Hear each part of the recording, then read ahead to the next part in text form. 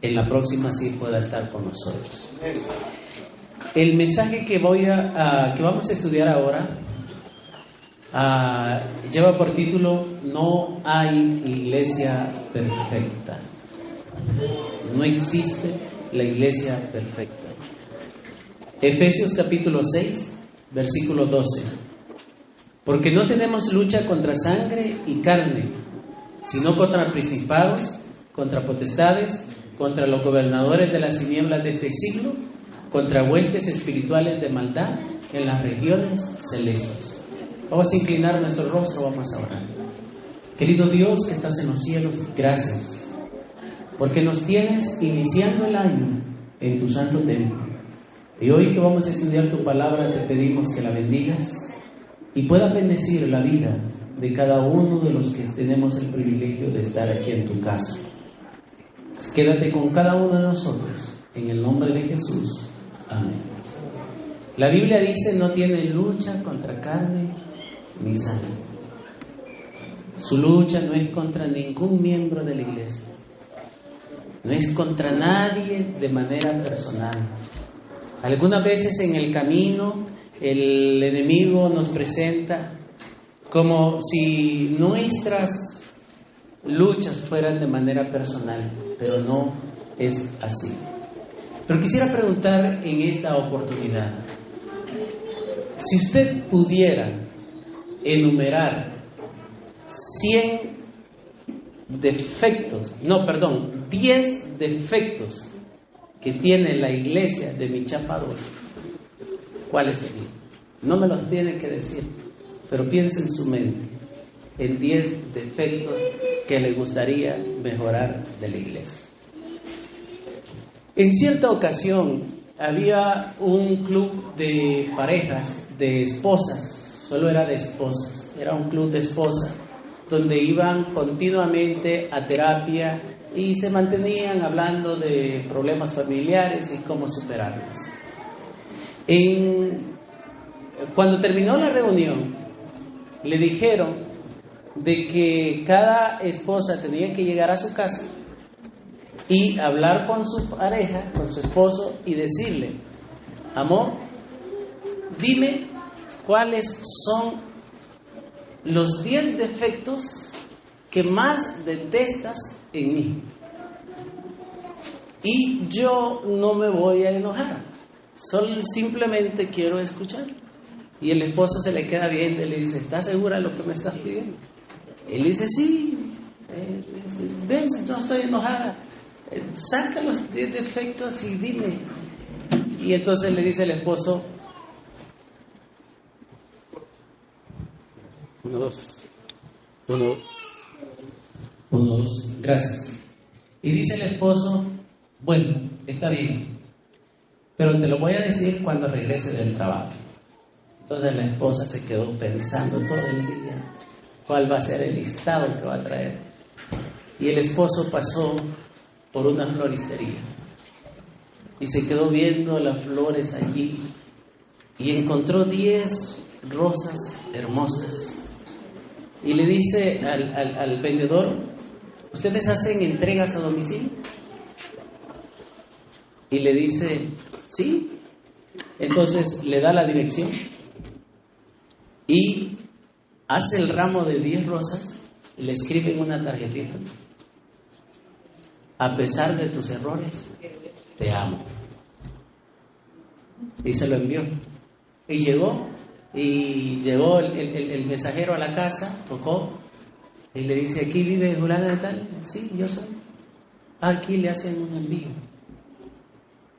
¿Y quién me lo envía? Pues se le dice: se me olvidó preguntarle el nombre, pero andaba vestido así y era de este deporte. Dice: es mi esposo. Y se queda viendo. Ella pensó que en la tarjeta iban a ir los 10 errores. Y decía: a pesar de tus errores, te amo. Hermana, esa mujer voló en las nubes. Cuando el hombre llegó de trabajo, ahí tenía su tacita de café, tenía sus jeans debajo del sillón, tenía un asunto de palomitas para que viera su película favorita, y lo estaba atendiendo a cuerpo de rey. Porque a pesar de los errores, la amaba. Hermanos queridos, en nuestra iglesia seremos felices cuando a pesar de sus errores, la amemos. A través de los siglos, la iglesia ha tenido que luchar contra el enemigo, tanto dentro de ella como fuera de ella. Y Hechos 20, 29 al 30 nos dice la palabra de Dios de la manera siguiente: porque yo sé que después de mi partida entrarán en medio de vosotros lobos rapaces, que no perdonarán al rebaño, y de nosotros mismos se levantarán hombres que hablen cosas perversas para arrastrar tras sí a los discípulos. Este hombre era todo un caballero que cualquier esposa estaría feliz con tener. Pero no todos somos como ese caballero. Algunos somos expertos en ver los errores de los demás. Y aunque no me pidan opinión, nos gusta señalarlos. Este hombre, aunque tuvo la oportunidad de desahogarse, decidió lo contrario. Pero dice la palabra de Dios, Pablo dice, no todos van a pensar como este hombre. Algunos llegarán con apariencia de oveja, pero en realidad serán lobos rapaces que no van a perdonar el rebaño. Estos aprovechan. Y yo quiero decirles, hermanos, predicadores, cuando prediquemos, no exaltemos los errores. Exaltemos el perdón en Cristo Jesús. Exaltemos el poder de Cristo que puede transformar la vida. 1 Timoteo capítulo 4 y versículo 1 dice, podemos leerlo allí en la palabra de Dios, 1 Timoteo 4:1. Entonces, hermanos, qué bueno sería que en la iglesia todos encontráramos, que en la iglesia fuéramos todos como ese hombre, que en lugar de ver los errores que nosotros tenemos, comenzara a resaltar nuestras virtudes. ¿Y qué les parece, hermanos, si en este sábado, aunque tengamos 1000 errores en nuestra casa, aunque haya 1000 errores, omitámonos? No veamos los errores. Es que llegaste tarde, es que siempre se te queman las tortillas. No. Y aprenderla a vivir bien. La vida es demasiado corta para vivirla intranquila. La vida es demasiado corta para perder el tiempo en fijarnos en los errores. Tienen que entender, hermanos, que por muy santo que sea el santo, siempre tiene errores.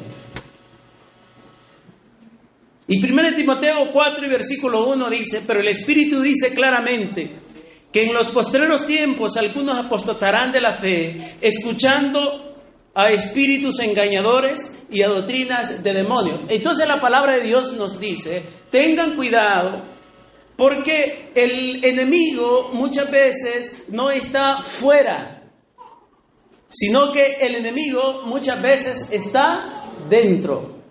Y el enemigo es el único que se reconoce en estarnos recordando nuestras imperfecciones. A un muerto no nos deja tranquilos. ¿Se recuerdan cuando Josué se presentó a Satanás y comenzó a acusar a Dios a pesar de que Josué ya estaba muerto? Entonces, hermanos, hoy es una buena, propongámonos para este año ver las virtudes del hermano. Va a tener 1000 errores el hermano, va a tener 1000 errores la hermana, va a tener 1000 defectos la hermana, va a tener 1000 defectos su cabello, va a tener 1000 defectos su forma de vestir, va a tener 1000 defectos su forma de hablar, va a cantar desastroso, va a predicar de lo peor, pero no se fijen en eso. Fíjense sus errores. A los errores, mándale un ramo de rosas. Y va a ver cómo los errores se van a ir cambiando. La iglesia ha progresado en forma notable y ha obtenido victorias importantes, pero todavía no es la iglesia triunfante. desgraciadamente, dice la 28 creencia, todavía adolece de grandes defectos. La iglesia todavía adolece de grandes defectos. Si en algún momento nos llegáramos a encontrar con la iglesia perfecta, entonces dejaría de ser perfecta, porque nosotros seríamos miembros de ella y nosotros no somos perfectos. La razón por la cual la iglesia no es perfecta es porque yo soy miembro de ella. Y dice la palabra de Dios que no hay justo ni aún uno. Entonces, hermanos, antes de ver las imperfecciones en los demás, veámonos a nosotros mismos. Todas las iglesias están imperfectas porque están constituidos por personas imperfectas que producirán resultados imperfectos. Y así ha sido desde el comienzo. Si usted va a estudiar la historia de las familias que aparecen en la Biblia, usted va a encontrar imperfecciones increíbles. Y le pongo un ejemplo, la familia de David. La familia de David era un fiasco. Y cómo Dios habla de David, que dice que David es de acuerdo al corazón de Dios. Pero ¿saben qué pasó en la familia de David? Tenía 4 hijos. Un hijo violó a la otra, a su hermana. Vino el tercer hermano y se quiso vengar y lo mató. El único que quedaba se le reveló a David, queriéndolo sacar del reino. Y era el hijo del rey, el hijo del ungido de Jehová. Por así decirlo, los hijos del anciano. Y con ello, Dios lideró al pueblo de Israel, diciendo que no ha habido... Bueno, a David se le conoce como la lámpara de Israel. A pesar de que, de sus imperfecciones. Hermanos queridos, que sus imperfecciones nunca le desanimen de continuar perseverando. En algún momento yo estaba en una predicación, tuve el privilegio de escuchar a predicar al pastor Frank González, que era el director de la radio, ¿cómo se llama esta? La Voz de la Esperanza. Y él decía, al pecador no hay necesidad de condenarlo, se condena solo. Y no hay peor condena que la condena de nuestra propia conciencia. Aunque nadie nos diga nuestros errores, pero cuando nuestra conciencia nos condena, aunque estemos en la mejor cama, ¿qué pasa? No podemos dormir. Aunque nadie nos esté diciendo en qué estamos equivocados, pero estemos ante la mejor mesa, no le encontramos sabor a la comida. Entonces no hay necesidad, nos condenamos nosotros mismos porque nuestros errores nos condenan a nosotros mismos. Y hay algo importante que quisiera leer de lo que se encuentra en la doctrina de la iglesia en el libro de nuestras 28 creencias. Ella dice de la manera siguiente: por una parte, Dios trae a la iglesia a los conversos. Satanás, por su parte, trae a los inconversos. Estos dos grupos influyen sobre todo el cuerpo, uno para purificación y otro para corrupción. El conflicto entre ellos dentro de la iglesia continuará hasta el tiempo de la cosecha. Por una parte, Dios trae a los miembros de la iglesia, pero por otra parte, Satanás trae también sus propios miembros de la iglesia. Y esos van a estar ahí, y eso va a continuar hasta el tiempo de la cosecha. Entonces, hermanos, Mateo capítulo 13, versículo 24, reafirma lo que las doctrinas dicen. La palabra de Dios dice, les refirió otra parábola diciendo, el reino de los cielos es semejante a un hombre que sembró buena semilla en su campo, pero mientras dormían los hombres, vino su enemigo y sembró cizaña entre el trigo y ¿quién? Y se fue. y se fue. ¿Quién es el que sembró la buena semilla? Después explica, ese texto explica quién es el sembrador y quién es el que sembró la buena semilla. Dice, el Hijo del Hombre, ¿es quién? Jesús. Ahora Jesús plantó su iglesia. ¿Quién eligió a los 12 apóstoles? Los eligió Jesús. ¿Cuántos embajadores tenía el diablo en los 12 apóstoles? Tenía 4. Tenía Judas, el más conocido. Pero habían 2 que eran los hijos de ¿qué? Del trueno. Y había uno que era más orgulloso que el mismo orgullo. ¿Quién era? Era Pedro. Y esos 3, o no se recuerdan cuando Jesús se dirigió a Pedro y le dijo, ¿cómo le dijo a Pedro Jesús? Apártate de mí, ¿qué cosa? Satanás. Dios vio que Pedro era un lobo rapaz y lo llamó por su nombre. Es decir, en esos 12, ¿cuántos había metido el diablo ahí? 4. Dice que sembró la buena semilla y después de sembrar la buena semilla, ¿qué cosa? Vino el enemigo y sembró ¿qué cosa? Cizaña. Entonces la doctrina dice que Dios trae a los miembros a la iglesia, pero el enemigo trae también sus miembros a la iglesia.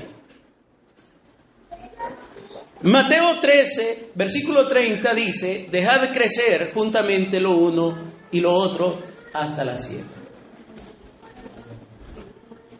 Y al tiempo de la siega yo diré a los segadores, recoged primero la cizaña y atadla en manojos para quemarla, pero recoged el trigo en mi granero.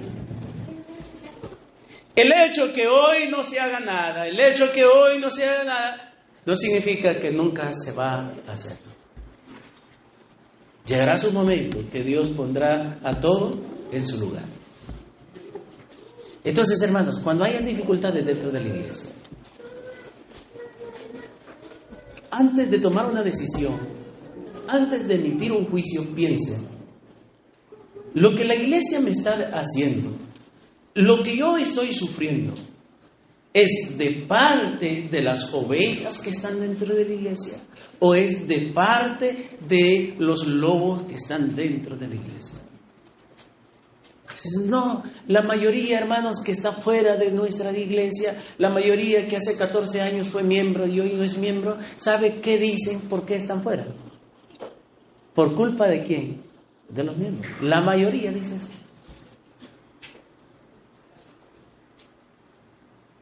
Primero Corintios capítulo 4 y versículo 5 dice de la manera siguiente. Entonces, hermanos, yo quiero dejarles el mensaje claro a ustedes. Son miembros de una iglesia imperfecta. Que algún momento tenemos que buscar perfección, gloria a Dios. Pero mientras estemos dentro de esta iglesia seguirá siendo imperfecta.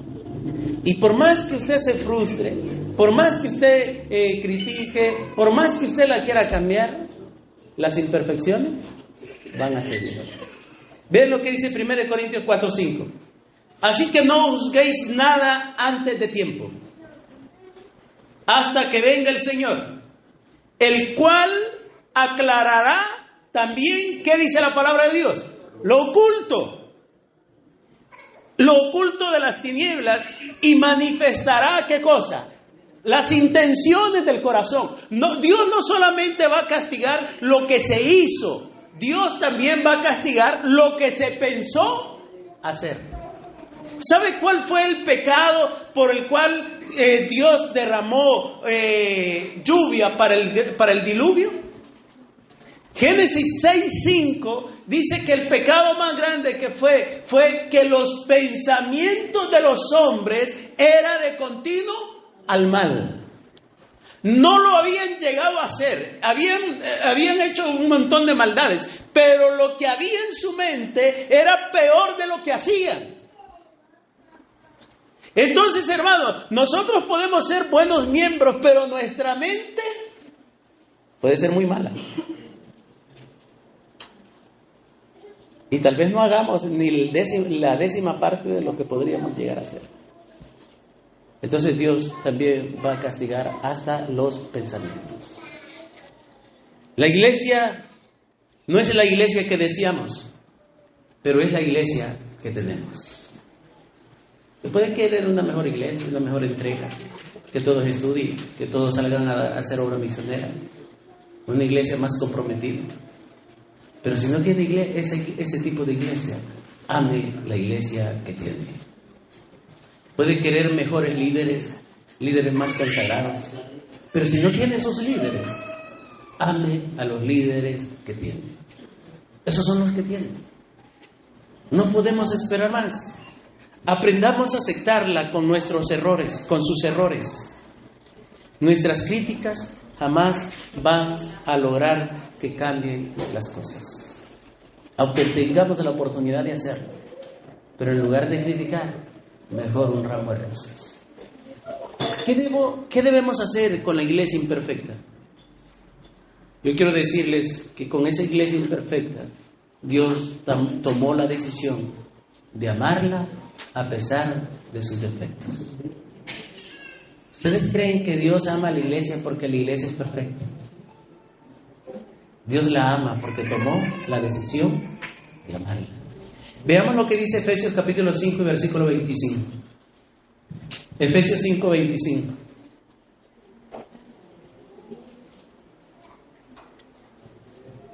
Maridos, amad a vuestras mujeres, así como Cristo amó a la iglesia y se entregó a sí mismo por ella.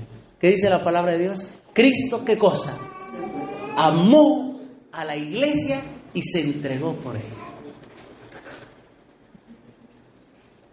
Eso es lo que Dios no espera menos de cada miembro de la iglesia. Lo que Dios espera de su iglesia es que los miembros la amen y se entreguen por ella. Y si usted la ama, no va a hablar mal.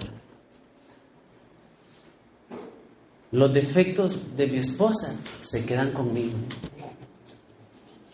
Los defectos míos se quedan con mi esposa. Los defectos de mis hijos se quedan con sus hijos. No hacen lo mismo ustedes. ¿Por qué hacemos eso nosotros? Porque amamos a esas personas. Si amamos a la iglesia, lo haremos lo mismo por ella. No vamos a hablar mal de algo que nosotros amamos. Amamos a nuestros hijos a pesar de no ser perfectos. Los amamos. Amamos a nuestros padres a pesar de sus errores. La vida es más fácil cuando hay amor. Aunque amar es la tarea más difícil. 1 Corintios capítulo 13 y versículo 4. Yo quiero decirles, hermanos, algunas veces la iglesia es injusta con nosotros. Algunas veces no nos va a valorar. Algunas veces nos va a ignorar. Pero nuestro amor no debe de estar condicionado a lo que nosotros recibimos. Nuestro amor debe de estar basado en lo que nosotros somos. Tomar una decisión. Lo que dice Efesios, amor y entrega. Me voy a entregar a esta iglesia sin importar lo que suceda. La palabra de Dios dice, el amor es sufrido. 13:4. El amor es benigno. El amor no tiene envidia. El amor no es jactancioso. El amor no se envanece. El amor es sufrido. Es que vamos a amar a la iglesia no porque la iglesia me ama. Vamos a amar a la iglesia no porque la iglesia me trate bien, no porque la iglesia me dé lugar, me atienda o no me atienda. Es que yo estuve enfermo y ningún hermano me vino a visitar. Es que yo estuve y yo por eso ya no quiero ir a la iglesia. Entonces usted amaba a la iglesia porque la iglesia lo amaba. Dios no esperó que la iglesia lo amara. Dios tomó la decisión de amar a la iglesia a pesar de él. En lugar de esperar perfección en la iglesia, habrá su tiempo, y su momento, que Dios lo haga. Pero aprendamos a amar a la iglesia, a entregarnos sin reserva. Yo recuerdo cuando mi papá estuvo preso, yo fui a una de las audiencias y se me partía el corazón, porque en un extremo estaba mi familia esperando que mi papá saliera del juzgado de allá de Santa Tecla, del Isidro Menéndez de Santa Tecla, y por el otro lado estaban los que le acusaban. Y la tristeza más grande era que dentro de los que le acusaban había 2 ancianos de iglesia y el director de diáconos de la misma iglesia donde mi papá había sido anciano. Terrible. Yo me acerqué a ellos y traté de llegar a un arreglo, no lo quisieron. Un día viernes, a las 6:30, se decretó la inocencia de mi papá para honra y gloria de Dios. Y mi papá obtuvo la libertad. El sábado a las 8 de la mañana estaba en la iglesia. Y allí estaban los ancianos. Ahí estaba el director de diáconos. Pero él había tomado la decisión de amar a la iglesia, no por lo que la iglesia era con él. ¿Saben por qué muchos se retiran de la iglesia? No porque la iglesia sea mala, es porque nunca aprendieron a amar a la iglesia y a entregarse por ella. ¿Sabe por qué tenemos oportunidad de ser salvos? Porque a pesar de nuestros errores y defectos, Dios nos ama y se entregó por nosotros. ¿Se recuerdan un día cuando Jesús tenía frente a él a una mujer desnuda que había sido encontrada en adulterio y Jesús le preguntó a la mujer: ¿dónde están los que te acusan? Y Jesús le dijo: yo tampoco, ni yo te condeno. A pesar de los errores, Jesús tomó la decisión de amarla. Hermanos queridos, no importa los errores que haya cometido este año que finalizó, Dios ha tomado la decisión de amarla.